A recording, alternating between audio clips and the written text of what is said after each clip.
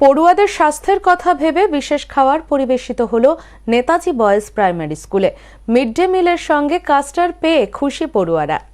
Primary শিক্ষা দপ্তর থেকে সমস্ত প্রাথমিক বিদ্যালয়ের ছাত্রছাত্রীদের জন্য মিড ডে মিলের পাশাপাশি পুষ্টিকর খাবার দিতে হবে এমনটা জানানো হয়েছে। সেই অনুসারে নেতাজি বয়েজ প্রাইমারি স্কুলের সকল শিক্ষক শিক্ষিকার প্রচেষ্টায় বুধবার থেকে মিড ডে মিলের পাশাপাশি পুষ্টিকর খাবারের মেনু হিসেবে রাখা হলো কাস্টার্ড। এই খাবার যেমন পুষ্টিকর তেমনই সুস্বাদু, তাই কাস্টার্ড খেয়ে আনন্দিত পড়ুয়ারা। পাশাপাশি মেনুতে কাস্টার্ড রয়েছে শুনে খুশি অভিভাবকেরাও। বিদ্যালয়ের প্রধান শিক্ষক কাঞ্চন দাস জানান, বুধবার থেকে টানা 12 দিন নানান পুষ্টিকর খাবার মিড ডে মিলের সঙ্গে পড়ুয়াদের দেওয়া হবে।